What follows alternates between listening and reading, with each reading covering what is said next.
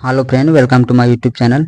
आज की वीडियो में मैं आपके लिए एसएससी एमटीएस एग्जाम के लिए टॉप 30 प्रश्न लेकर आया हूं, जो आपके लिए बहुत ही इंपॉर्टेंट है। यदि आप एसएससी एमटीएस एग्जाम की तैयारी कर रहे हैं तो ये वीडियो आपके लिए बहुत ही इंपॉर्टेंट है, क्योंकि इसमें जितने भी प्रश्न आए गए सारे सिलेक्टेड प्रश्न हैं और बहुत बार एग्जाम में पूछे जा चुके हैं। ठीक है दोस्तों, तो ये वीडियो का पार्ट नंबर 18 है। यदि आप इसका 1 से लेकर 70 तक का वीडियो नहीं देखे हैं तो हमारी वीडियो की डिस्क्रिप्शन में जाकर आप वहाँ से देख सकते हैं। ठीक है दोस्तों, इसमें जितने भी प्रश्न लगाए सारे सिलेक्टेड प्रश्न हैं।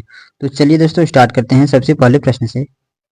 यहाँ पर आपका दिया गया है, सबसे पहला प्रश्न है, निम्नलिखित में से किसने सत्याग्रह शब्द को गढ़ा? बताइए दोस्तों, वेरी सिंपल प्रश्न है, ये तो आपको पता ही होगा। तो राइट आंसर होगा महात्मा गांधी। ठीक है, option number B right answer रहेगा। ठीक है दोस्तों, फ्रेंड मैं वीडियो को फास्ट लेकर चलूंगा, तो चलिए आगे देखते हैं। अगला प्रश्न है,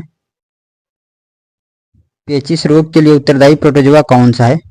बताइए फ्रेंड, वेरी वेरी इंपॉर्टेंट प्रश्न है, ऐसे ही प्रश्न एग्जाम में पूछे जाते हैं। तो बताइए फटाफट फ्रेंड, यदि क्वेश्चन का आंसर पता हो तो आप कमेंट बॉक्स में दे सकते हैं। बताइए दोस्तों, तो राइट आंसर हो जाएगा एंटामीबा। ठीक है, option number A correct answer हो जाएगा। ठीक है दोस्तों, चलिए इसके इंपॉर्टेंट पॉइंट देख लेते हैं, आपको एक्स्ट्रा जानकारी मिल जाएगी। ये प्रश्न बहुत ही इंपॉर्टेंट है और बहुत बार एग्जाम में पूछा जा चुका है। तो चलिए देखते हैं। पेचिश एक ऐसी बीमारी है जो इंसान की छोटी आंत को प्रभावित करती है। इसमें गंभीर दस्त और पेट दर्द शामिल है। यह एक परजीवी के कारण होता है। ठीक है, जिसे एंटामीबा हिस्टोलिटिका के रूप में जाना जाता है। ठीक है दोस्तों, यह एक सूजन संबंधी बीमारी है जो छोटी आंत में सूजन का कारण बनती है। ठीक है दोस्तों, तो आप इन सभी पॉइंटों को याद रखिए, बहुत ही इंपॉर्टेंट है आपकी परीक्षाओं की दृष्टि से। चलिए दोस्तों आगे चलते हैं। आगे है आपका, लगभग 20 डिग्री सेल्सियस के तापमान पर किस माध्यम में ध्वनि की गति अधिकतम रहेगी? बताइए दोस्तों, किस माध्यम में ध्वनि की गति अधिकतम होगी? 4 ऑप्शन आपके सामने दिया गया है। तो राइट आंसर रहेगा दोस्तों लोहा में। ठीक है, option number D correct answer हो जाएगा। लोहा में ध्वनि की गति अधिकतम होती है। ठीक है, 20 डिग्री सेल्सियस के तापमान पर भी। तो राइट आंसर रहेगा ऑप्शन नंबर डी, ध्यान दीजिएगा, बहुत ही इंपॉर्टेंट प्रश्न है। चलिए दोस्तों अगले प्रश्न में चलते हैं। सिंधु घाटी सभ्यता को खोज निकालने में जिन 2 भारतीय का नाम जुड़ा है वो कौन कौन से हैं? बताइए दोस्तों। तो राइट आंसर होगा दयाराम साहनी एवं राखालदास बनर्जी। ठीक है, ऑप्शन नंबर 1 करेक्ट आंसर हो जाएगा। ठीक है दोस्तों, चलिए नेक्स्ट, मेहरौली दिल्ली स्थित लौह स्तंभ का निर्माण किस सदी में हुआ था? बताइए दोस्तों, मेहरौली में जो दिल्ली है इस समय स्थित लौह स्तंभ किस सदी में हुआ था, किस सदी में उसका निर्माण हुआ था? यही पूछा है प्रश्न आपसे कि जो दिल्ली में स्थित लौह स्तंभ है वो किस सदी में उसका निर्माण हुआ था। तो बताइए दोस्तों, तो राइट आंसर होगा चतुर्थ सदी में या चौथी सदी में हुआ था। ठीक है, तो ध्यान दीजिएगा, ऑप्शन नंबर 1 करेक्ट आंसर रहेगा इसका। चलिए इसके इंपॉर्टेंट पॉइंट देख लेते हैं, बहुत ही इंपॉर्टेंट प्रश्न है ये, यहाँ से अक्सर प्रश्न पूछे जाते हैं। दिल्ली का लौह स्तंभ दिल्ली के महरौली में कुतुब मीनार परिसर में कुतुब उल इस्लाम मस्जिद के केंद्रीय प्रांगण के ऊपर स्थित है, जो 1600 साल पहले लगभग 400 ईस्वी में बनाए जाने के बावजूद अपेक्षाकृत जंग मुक्त होने के लिए प्रसिद्ध है यार। ठीक है दोस्तों, यह चौथी सदी में बनाया गया था। क्या है कि ये जो बनाया गया है ना लौह स्तंभ, वो आज तक उस पर जंग नहीं लगा है। ठीक है, तो इसलिए ये प्रसिद्ध है। ठीक है दोस्तों, तो इस पॉइंट को याद रखिए, बहुत ही इंपॉर्टेंट है। चलिए नेक्स्ट, दूर दृष्टि दोष निवारण के लिए काम में लेते हैं। बताइए दोस्तों, दूर दृष्टि दोष निवारण के लिए काम में कौन सा लेंस लाते हैं? राइट आंसर होगा उत्तल लेंस का प्रयोग करते हैं। ठीक है, option number C correct answer रहेगा। ठीक है दोस्तों, चलिए नेक्स्ट, मायोपिया से क्या तात्पर्य है? बताइए दोस्तों, मायोपिया से क्या तात्पर्य है? राइट आंसर होगा निकट दृष्टि दोष। ठीक है, option number B correct answer रहेगा। ठीक है दोस्तों, चलिए इंपोर्टेंट पॉइंट देख लेते हैं इसके। यहाँ पर दिया गया है, मायोपिया को निकटदर्शिता या और निकट दृष्टि दोष के नाम से भी जाना जाता है। यह आंखों को प्रभावित करने वाली एक सामान्य बीमारी है। इससे पीड़ित मरीज को पास की चीजें साफ लेकिन दूर की चीजें धुंधली दिखाई देती है। ठीक है दोस्तों, तो आप इस प्रकार इसको याद रखिएगा, बहुत ही इंपॉर्टेंट है। चलिए नेक्स्ट, नदियों में जल प्रदूषण की माप की जाती है किसके द्वारा? दोस्तों बताइए, नदियों में जो जल प्रदूषण होती है उसकी माप किसके द्वारा की जाती है? तो राइट आंसर है O2 की घुली हुई मात्रा के द्वारा जल प्रदूषण की माप की जाती है। ठीक है दोस्तों, राइट आंसर रहेगा ऑप्शन नंबर डी। ठीक है, O2 की घुली मात्रा को माप कर ही जल प्रदूषण की माप की जाती है। वेरी वेरी इंपॉर्टेंट है दोस्तों। चलिए इसके इंपॉर्टेंट पॉइंट देख लेते हैं। यहाँ पर दिया गया है नदियों में जल प्रदूषण को घुली हुई ऑक्सीजन डीओ की मात्रा में मापा जाता है। घुली हुई ऑक्सीजन की मात्रा पानी की गुणवत्ता को दर्शाती है। घुली हुई ऑक्सीजन पानी में घुली हुई ऑक्सीजन की मात्रा को मापती है। यह ऑक्सीजन जलीय जीवों के लिए उपलब्ध होती है। रासायनिक ऑक्सीजन की मांग बीओडी टेस्ट, यह टेस्ट जल प्रदूषण की दर को मापता है। यह टेस्ट जल में मौजूद कार्बनिक पदार्थों के ऑक्सीकरण के लिए जरूरी ऑक्सीजन की मात्रा को मापता है। ठीक है दोस्तों, तो आप इस प्रकार सभी पॉइंटों को याद रखिए, वेरी वेरी इंपॉर्टेंट है आपकी परीक्षाओं की दृष्टि से। चलिए नेक्स्ट प्रश्न है आपका, भारतीय कम्युनिस्ट पार्टी का अस्तित्व किस वर्ष में आया था? बताइए दोस्तों, भारतीय कम्युनिस्ट पार्टी यहाँ पर दिया गया है, भारतीय कम्युनिस्ट पार्टी अस्तित्व में कब आया था? बताइए, वेरी वेरी इंपॉर्टेंट प्रश्न। तो राइट आंसर है 1925 ईस्वी में। ठीक है दोस्तों, चलिए आगे देख लेते हैं। दिया गया है आपको, यहाँ पर दिया गया है भारतीय कम्युनिस्ट पार्टी का गठन 26 दिसंबर 1925 को कानपुर में प्रथम पार्टी सम्मेलन में हुआ था। ठीक है दोस्तों, एस बी घाटे सीपीआई के महासचिव थे। ठीक है, तो इसको भी ध्यान दीजिएगा, एस बी घाटे सीपीआई के महासचिव थे। ठीक है, पहले सचिव थे, और इसका निर्माण गठन जो हुआ था 26 दिसंबर 1925 को कानपुर में हुआ था। ठीक है दोस्तों, चलिए नेक्स्ट, महात्मा गांधी के राजनीतिक गुरु कौन थे? बताइए दोस्तों, वेरी वेरी इंपोर्टेंट प्रश्न, ये भी प्रश्न बहुत बार एग्जाम में पूछा जाता है। बताइए, राइट आंसर हो जाएगा गोपाल कृष्ण गोखले। ठीक है, option number D right answer रहेगा। ठीक है दोस्तों, चलिए नेक्स्ट, सारे जहां से अच्छा हिंदुस्तान हमारा के रचनाकार हैं, कौन है दोस्तों? बताइए, तो राइट आंसर रहेगा मोहम्मद इकबाल। ठीक है, option number B correct answer हो जाएगा। इनका पूरा नाम मोहम्मद इकबाल है, यहाँ पर इकबाल बस लिख दिया गया है। Option number B correct answer रहेगा, सारे जहां से अच्छा हिंदुस्तान हमारा मोहम्मद इकबाल के द्वारा लिखा गया है। ठीक है, चलिए नेक्स्ट, दीनबंधु के नाम से कौन विख्यात है? बताइए फिर, तो राइट आंसर रहेगा चार्ल्स फ्रीर एंड्रयूज। ठीक है, दीनबंधु के नाम से जो प्रसिद्ध हैं वो option number D correct answer रहेगा, चार्ल्स फ्री एंड्रयूज। ठीक है, option number D correct answer रहेगा, इन्हें ही दीनबंधु के नाम से जाना जाता है। ठीक है, option number D correct answer रहेगा। चलिए नेक्स्ट क्वेश्चन नंबर 13 पर, कोशिका का रसोई घर किसे कहा जाता है? बताइए दोस्तों, कोशिका का रसोई घर किसे कहा जाता है? तो राइट आंसर होगा क्लोरोप्लास्ट को, option number A correct answer रहेगा। ठीक है दोस्तों, चलिए नेक्स्ट है आपका, टाइफाइड से शरीर का कौन सा अंग प्रभावित होता है? बताइए दोस्तों, वेरी वेरी इंपॉर्टेंट प्रश्न, तो राइट आंसर हो जाएगा आंत। ठीक है, ये जो टाइफाइड होता है ना, उससे डायरेक्ट हमारे आंत को प्रभावित करता है। ठीक है, option number C correct answer हो जाएगा। चलिए नेक्स्ट,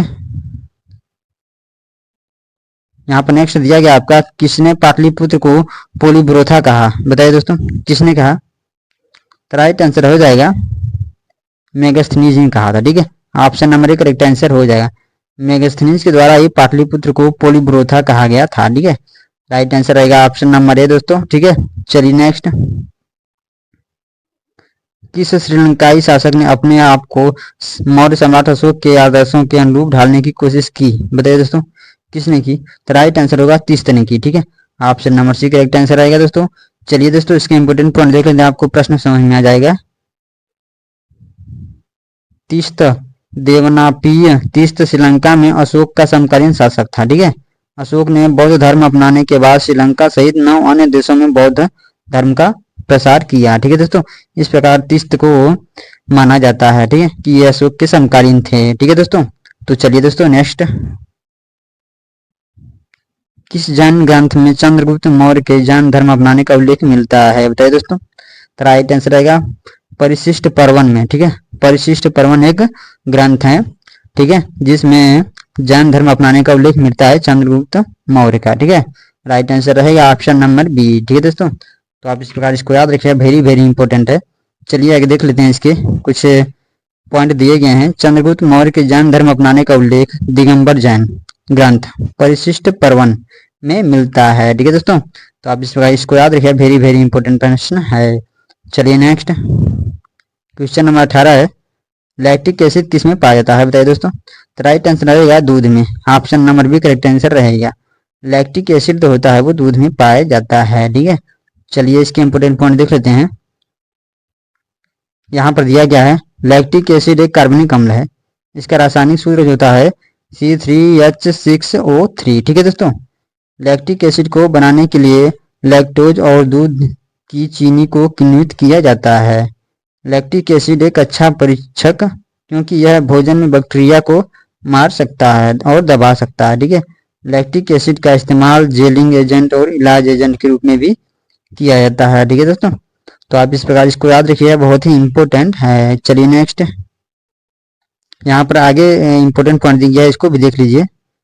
टाटरिक अम्ल किसमें पाया जाता है? तो अंगूर और इमली में। लैक्टिक अम्ल दही या दूध में। फार्मिक अम्ल मक्खियों और लाल चींटियों के डंक में। गैस्ट्रिक या एसियल अम्ल मनुष्य के आमाशय में। ऑक्जेलिक अम्ल टमाटर में। सिट्रिक अम्ल या एस्कॉर्बिक अम्ल संतरा और नींबू आंवला में। एसिडिक अम्ल सिरका में। ठीक है दोस्तों, तो आप इन सभी पॉइंटों को याद रखिए, वेरी वेरी इंपॉर्टेंट प्रश्न है। यहाँ से अक्सर करके प्रश्न पूछे जाते हैं प्रत्येक एग्जाम में। ठीक है, चलिए नेक्स्ट, गौर नृत्य किस जनजाति से संबंधित है? बताइए दोस्तों, गौर नृत्य जो है वो किस जनजाति से संबंधित है? तो राइट आंसर आ जाएगा मुड़िया। ठीक है, मुड़िया जनजाति से संबंधित है। ठीक है, option number B correct answer रहेगा। ठीक है दोस्तों, चलिए नेक्स्ट, इसके इंपोर्टेंट पॉइंट देख लेते हैं। यहाँ पर दिया गया है गौर माड़िया या मुड़िया बाइसन हार्न माड़िया जनजातियों का एक महत्वपूर्ण अनुष्ठानिक नृत्य है। ठीक है दोस्तों, छत्तीसगढ़ के बस्तर क्षेत्र में रहती है। नृत्य में एक जंगली भैंस की गति की नकल की जाती है। यह नृत्य पुरुषों और महिलाओं दोनों के द्वारा एक समूह में किया जाता है। ठीक है, इन सभी पॉइंटों को याद रखिए दोस्तों, बहुत ही इंपॉर्टेंट है। ठीक है, चलिए नेक्स्ट, एक द्वीप पर निर्मित भारत का बड़ा नगर कौन सा है? बताइए फ्रेंड। तो राइट आंसर हो जाएगा मुंबई। मुंबई जो है वो एक द्वीप पर स्थित है। ठीक है, और बड़ा नगर है। ठीक है, option number D correct answer रहेगा दोस्तों, वेरी इंपॉर्टेंट प्रश्न। चलिए इसके भी इंपॉर्टेंट पॉइंट देख लेते हैं, इसका जानकारी मिल जाएगी।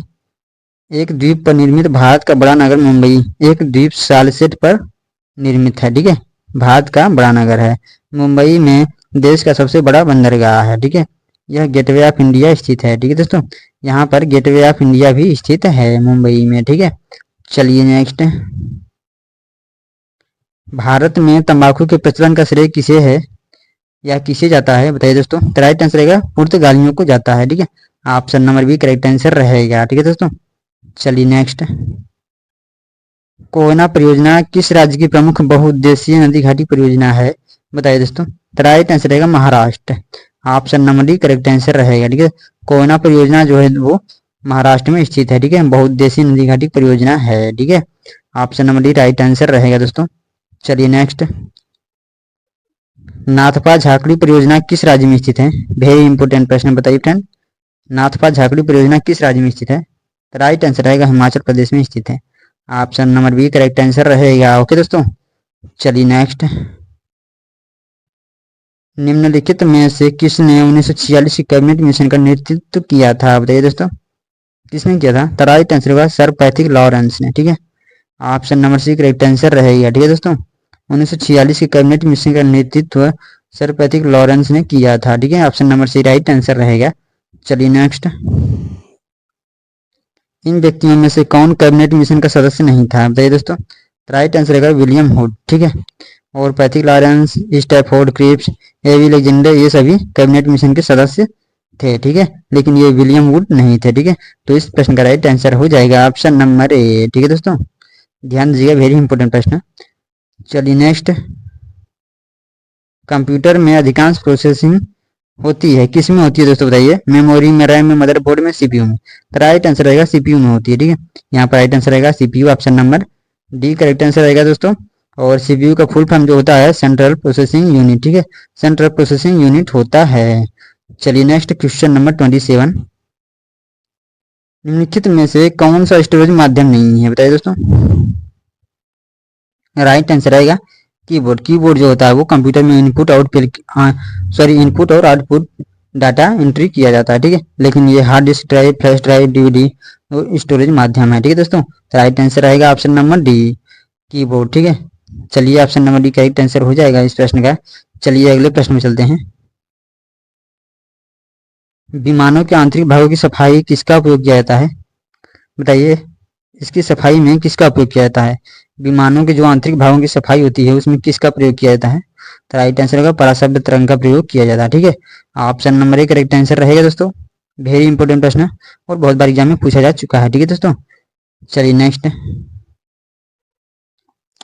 है 20 हर्ट्ज से 20,000 हर्ट्ज बारंबारता की ध्वनि निम्नलिखित में से क्या है? बताइए दोस्तों क्या है, फटाफट कमेंट कीजिए। वेरी इंपॉर्टेंट प्रश्न है।